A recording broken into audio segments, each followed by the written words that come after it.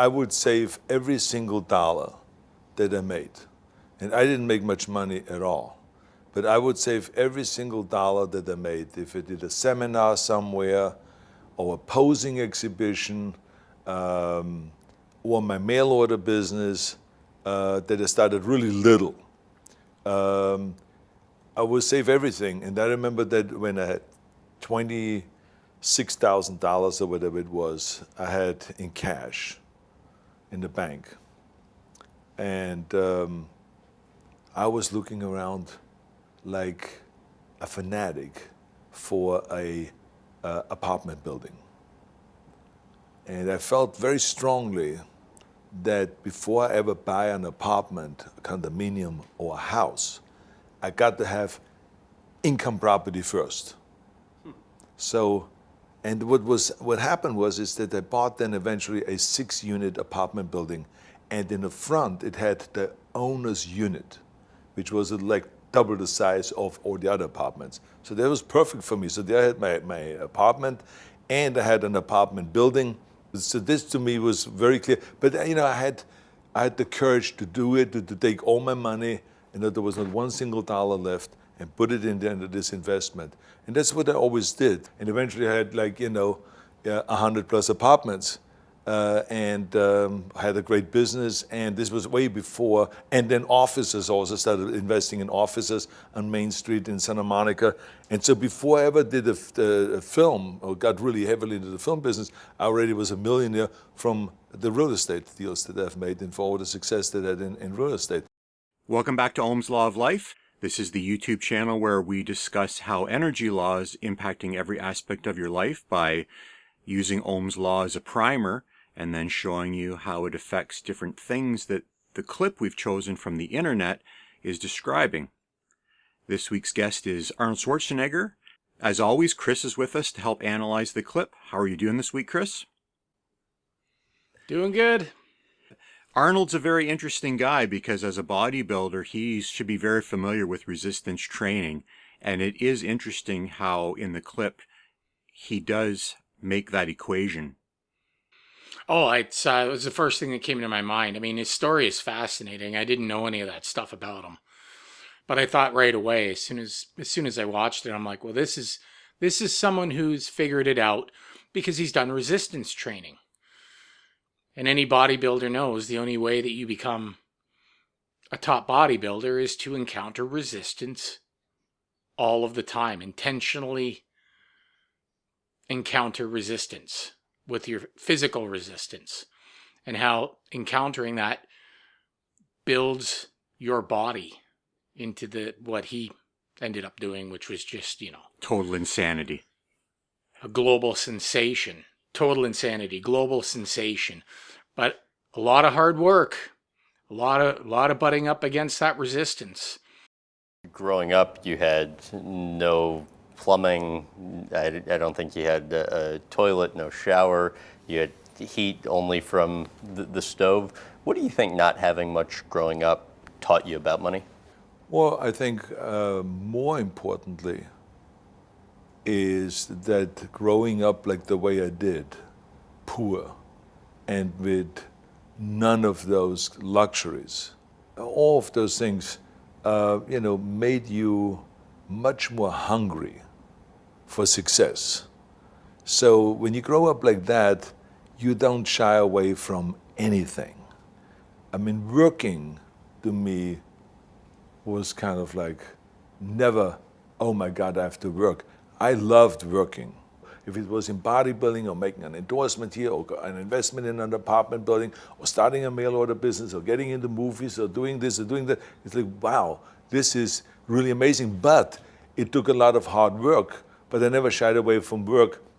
And I think that my hunger and my desire and my fire in the belly, and that nothing could stop me, I think that comes from growing up the way I did. Whether directly or indirectly, what do you think your father taught you about work ethic? Well, my father was kind of like, a plus and a minus. It's one of those things that my father really contributed a lot to my hunger. And my father contributed for me to wanting to get away from Austria and to get away from home. Because, you know, they were not like, come on, Arnold, stay. You can stay as long as you want. No, with 15, I already had to pay to live at home. I mean, I made 300 shilling a month as an apprentice, and 100 shilling I had to give my parents so I could get the food. I mean, not that the food was not worth much more than 100 shilling, but they made me contribute, and I hated that. I said to myself, this is uncalled for, because my friends didn't have to do that. You know, so it was that kind of a thing. So I said, I'm going to get away as fast as I can. I will show you guys. So it gave me the motivation to just leave and get out of there. You wrote, I mean, I read your book, and it was great. You made a pointed comment about your dad in your book. You said, quote, every time he hit me, every time he said my weight training was garbage, that I should do something useful and go out and chop wood, every time he disapproved of me or embarrassed me, it put fuel on the fire in my belly. That's right. Why? It was that upbringing. So this is why I said there's the plus and then the minus. So the minus was the immediate effect that it had, that I felt like there was never really a compliment. There was never really, Arnold, you did well on this. There was never, you know, kind of like where he was supportive of my weight training or supportive of my ideas or of my craziness or of my dreams or anything like that. It was always kind of like, you can do better. So it was always kind of that, I mean, there was every so often was a compliment, but this was not all negative. But I tell you, the majority of times it was negative. And so the reason why I say that there is a plus and minus, because there was the minus, but the positive is that is what gave me the fire in the belly. So the more you kind of create resistance, the person, the stronger that person gets, and the stronger your character gets, and the more you can endure an end. So for that, I thank the world of what my father did. But I don't think that was maybe the intentions. He was just that he was always kind of a tough guy. He meant so well, and he meant to push me and to make me better in athletics and to make me better in school and to make me better as a person and to always talk about being useful and don't waste your time on just looking at yourself in the mirror in a bodybuilding gym. So he meant well, but the way it came out, the immediate effect was quite different. This is where it's so important to understand energy law, is because even Arnold, he gets it, but a lot of what he gets, it's all unintentional. You know, he talks about his father and he's like, my father made me pay rent and I hated it. And I'm like, yeah, and his father probably did it unintentionally. His father is probably just doing it like, hey, I'm getting some money off this guy because, you know, we're struggling here. But that the unintended consequence from that actually turned out good for him because it was added resistance, and it started teaching him about money, and it started teaching him that he needed to push forward. If you understand the law, you can see how that works. Another interesting thing that really resonated with me where he's like, my dad was always trying to get me to go out and chop wood. Because I'm aware of energy law, one of the things that I am doing, and the stories you've told me of your dad actually, that, you know, even into his 80s, he was chopping wood by hand. And even though I have the ability to go and get a wood splitter, I don't. And I don't for a very specific reason, is because chopping wood is resistance. It's teaching a skill, and I've become very good at doing it.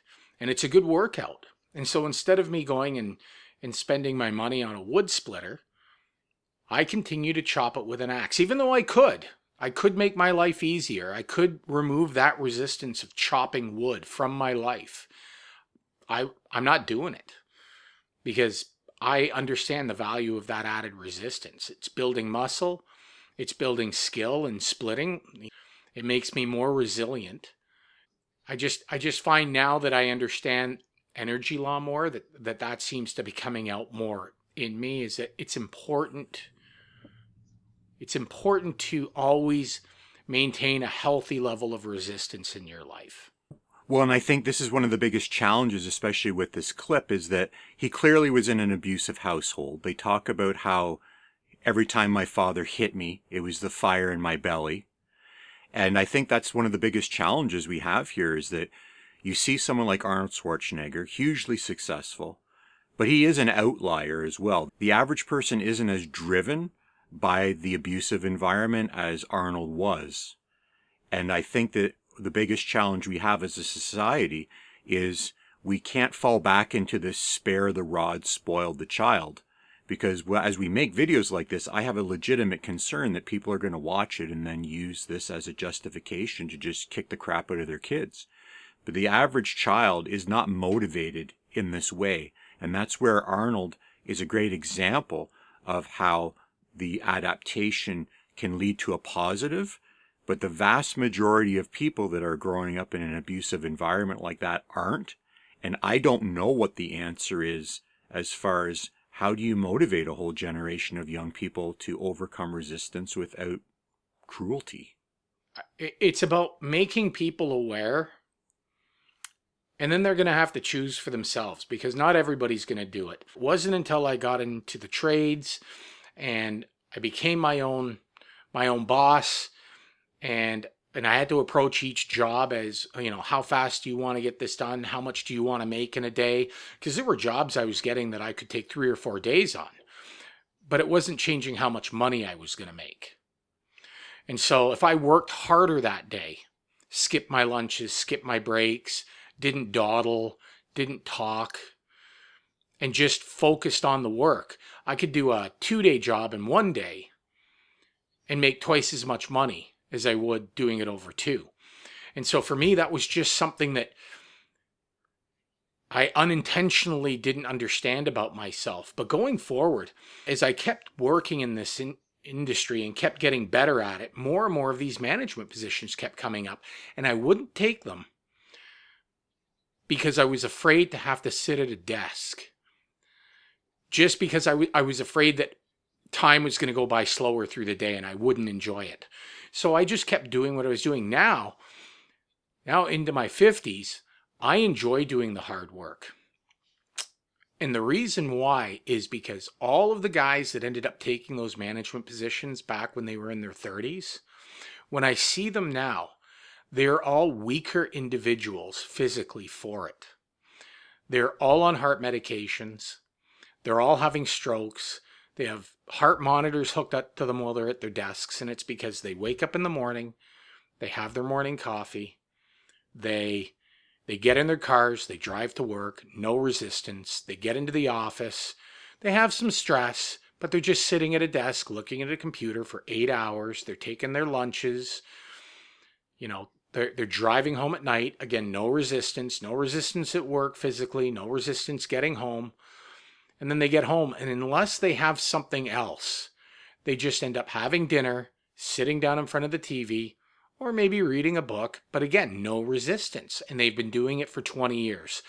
And when I see them and I'm with my other friends, I notice that I'm stronger than all of them physically. And I think it's like, wow, like I've had to work harder than all of them at my job. And there are days where I kind of feel like, hey, that isn't fair.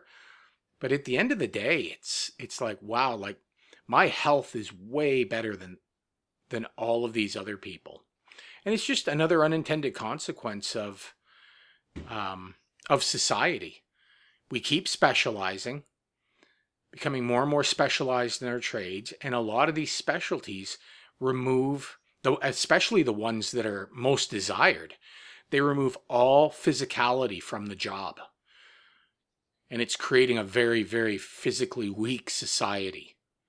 You and I both figured out pretty early on that working isn't just about the money. There's a lot of people that I know that just are always resentful about going to work.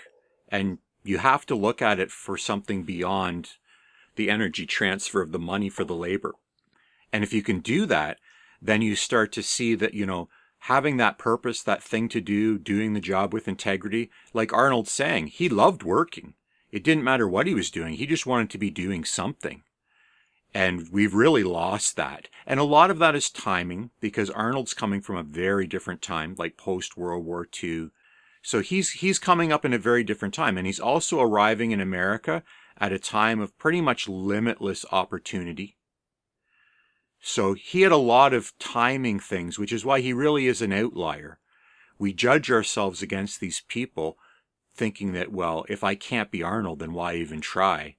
And people have completely missed the point of the dignity of labor. It's important to just get up every day and have a job to do and do it well. Because like he says, it's part of what builds character.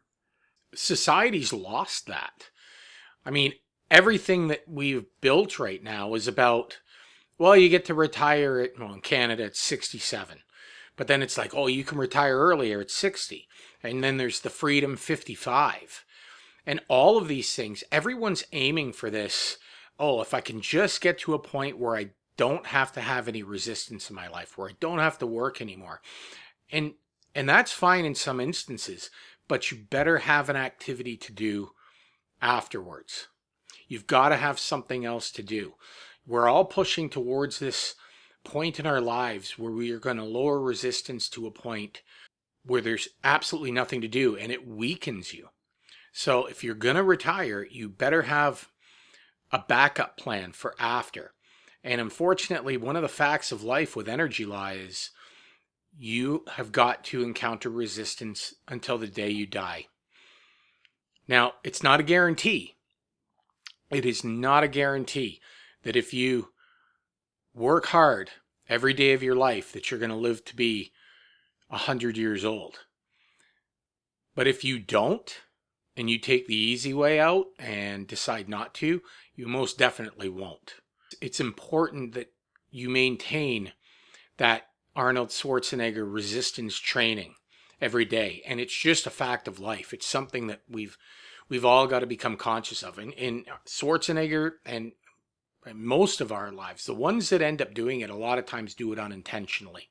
And even though it's difficult and we don't want to, and it kind of makes us uncomfortable, it is the only way to successfully navigate life. Well, and it's not just even on the physical level. So if current is constant and resistance increases, potential difference must increase. So one of the resistances is actually saving the money. If current is constant, if you have a job and you're getting a paycheck every 2 weeks, you as an entrepreneur have the ability to adjust your income, but the average person just has a consistent flow of money coming in, and you're either reducing the resistance by spending it, and your potential goes down as a result, or you have to increase the resistance because savings money is hard. But if you can actually adopt that mental resistance of not spending all of the money and embrace that as a requirement, then the potential difference you're gaining is not physical, it's financial, because you're actually storing up your potential now to be used. And we live in a world right now where the average person will never be Arnold Schwarzenegger. They will never have his wealth. They will never have any of the things that he's done. The truth is, 50% of people in North America don't even have enough stored potential to have a $500 bill that was unexpected show up in a month. And this is what's creating an amplification of all of the compulsions. You grew up with childhood trauma that you've never dealt with, and when you do try to deal with it, you don't have any money because your compulsions are making all of the money go into beer, let's say, or cigarettes. And then as you try and dig your way out of that hole, you don't have a basic financial foundation to start your life from.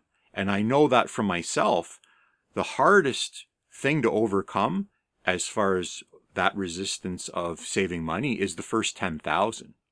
But once you actually have $10,000 in the bank, which is nothing in the grand scheme of life, but you know that you can go back and forth to work, and if you blow a tire, it doesn't have to go on a credit card.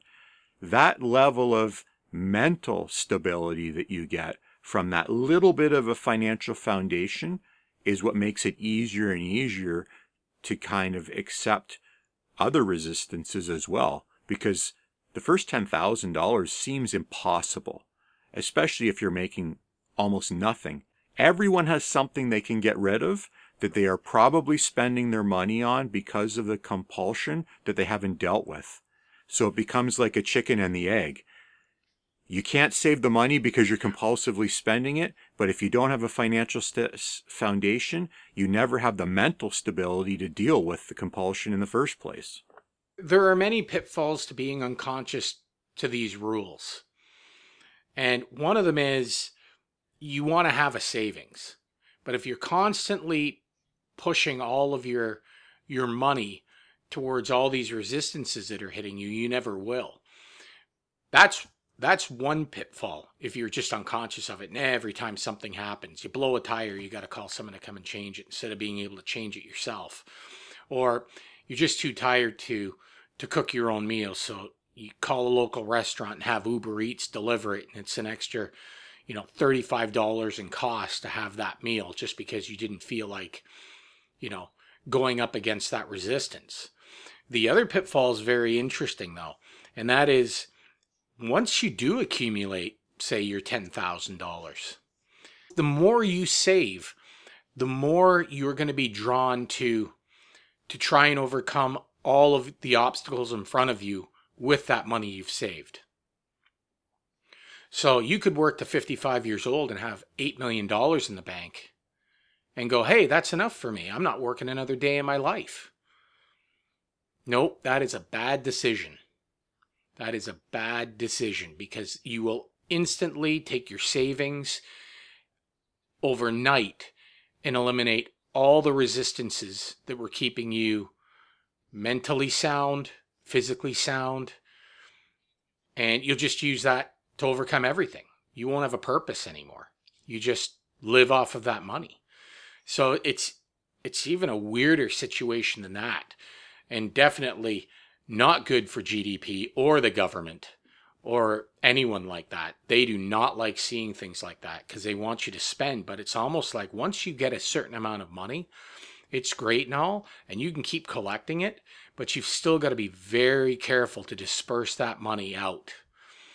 So it's kind of an interesting thing where once you reach a certain amount of money, it's almost irrelevant. And you can see it with very rich people, although they aren't doing it either. But at a certain point, you've got so much money, you don't even care anymore. That's why people like Arnold are always working. He doesn't have to work at all. Yes. No, but he still does. And we see it a lot of times with actors. Some of the richest actors in the world just constantly just pumping out movies, one after the next. And they're in a band. And they're doing something else over here.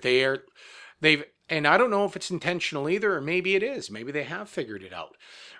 And you kind of look and go, well, how much is enough? Well, it's sort of like, well, it's not about the money at a certain point. Look at Elon Musk.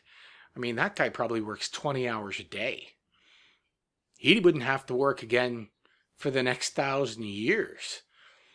He doesn't care. He is literally figured out, no, I am going to stay busy. And he's working on the things that he loves, and his work is really his passion.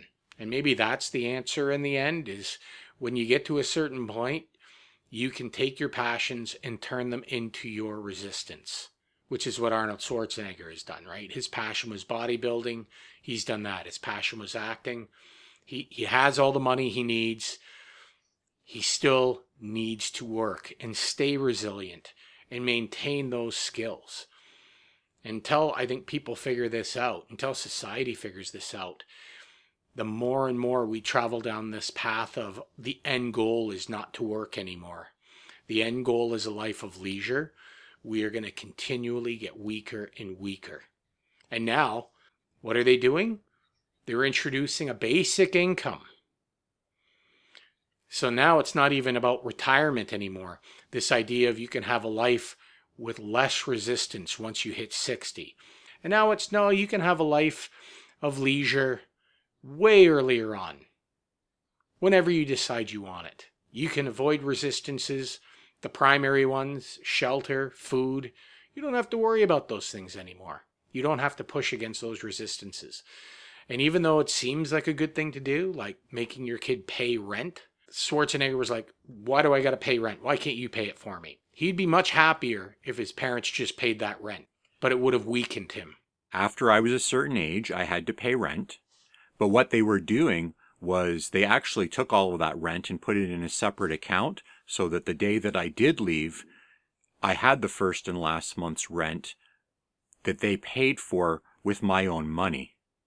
They weren't taking that money because they needed it for the house or because of the food I was eating. They took that money as the beginning of my financial foundation. They just didn't tell me that's what they were doing. And I think it's definitely not in our natures to want to follow these rules. And he became a strong, very successful individual. He became an outlier. The problem happens now with all of that money he has. Does he make his kid go out and get a job? Does he make his kid have to pay rent? And it seems ridiculous, but if he doesn't, and we see it all the time with rich people's kids, it's a cycle. You have one person born into poverty, becomes a self-made millionaire, has his children, and his children all become useless people. You have that feeling of wanting to give your children everything, to protect them from all resistances, where actually you have to find that balance. Where sure, you have to remove resistances. You don't want your kid sleeping outside and freezing to death, but at the same time, you don't want to remove so many resistances that he becomes a completely useless individual that has no skills, no drive to want to work hard. I find that interesting. That's why it's so important to embrace and be conscious of this law, and work within it, work within those bounds. Just because you can do something for your kids doesn't mean you should, because there could be unintended consequences with that. And they're rampant right now. They're just rampant in society right now. They're everywhere. Yeah. Government's doing it too. It's great we want to do these things. It's great we want to make life better. And that seems to be the cyclical predicament we are in society. As society is always driven to lower resistances everywhere for everyone. But the more society does, the stronger society gets as a whole, the more specialized we become. The more we try and make things easier for everyone, the more the individual is weakened. And that puts us in a very non-resilient state as individuals. Yeah. So it's something we each have to face in our own lives. And even though we have money and we're doing okay, and it seems like a good idea to want to alleviate resistances everywhere, we have to find those areas in our lives where we can maintain a good, healthy resistance. Maybe it's working out at the gym. Maybe it's taking on a project of, rebuilding an old car, or just, maybe it's just every fall time, change your own winter tires. As I keep going back to the tire thing, just change them yourself. You don't have to drive it in somewhere and pay $100 for someone to change the tires for you. Just learn how to do it yourself. And yes, it's going to be hard and you're going to get a little dirty, but maybe it's worth taking that time to encounter that resistance, push through it, and become a stronger person for doing it. Well, and that's the whole point of what we're teaching here, is that until you become conscious of the benefit of the harder road, you will always subconsciously seek the easier road. Because energy will always flow down the path of least resistance unless it's being utilized. So you need to become consciously aware that you have the option to choose the harder road. And because if current is constant and resistance increases, potential difference must increase. You must grow as a result. The universal basic income problem is that if you have a constant flow of money to people that are giving no effort out for it, it has no value. And they become weaker as a result. But what do you do when, and this is a whole other topic now, what do you do when something like artificial intelligence comes along and removes 50% of the jobs in the next 5 years? Well, it's a big problem, and you can just see how the scale keeps increasing as we keep destroying or eliminating resistances. Individuals are becoming less and less resilient. And so when an accountant or a software developer loses his job in the future, he has only one skill. That was the skill that was determined was useful for society. And it made society strong, but it made him weak because it was only one thing. That was the specialization of being a graphic designer. And you can be as good as you want at that, but if it's your only skill, you are extremely non-resilient. And when you get into a situation where artificial intelligence comes along and all of a sudden you don't need graphic designers anymore, there is nowhere for you to turn to get your potential. Your only skill was in one thing. So we have to be really careful. And it's another unintended consequence. Specialization has strengthened society. Society is very strong because of specialization, and it's given us everything we have. But as we've specialized, that strength we've given to society has come at the expense of weakening the individual. Thanks for watching. If you enjoy the clip and the information that you're getting here, be sure to like and subscribe this video. We upload a video every week where we take another clip from the internet and we apply Ohm's law of resistance to it and show how it actually goes so far beyond just electrical theory into actual philosophy. And through these videos, we're going to show you all the different nuances as to how it's affecting your life on so many different levels that you are completely unaware of. But as your awareness of it grows, you will start to naturally start seeing it functioning all around you in the world everywhere. And that's our goal, is to have you become aware enough that you can start making informed choices about where your energy is going and what you're doing with it, but not in some hocus-pocusy kind of way. We're using the actual physics of energy law to help you increase your potential. If you'd like more information on this, be sure to visit Seniorthinktank.ca. There's all kinds of PDFs and other information you can download there, absolutely free. We just want you to become the best person that you can be, and the only way to do that is by overcoming the resistances that you are currently avoiding. We'll see you next week.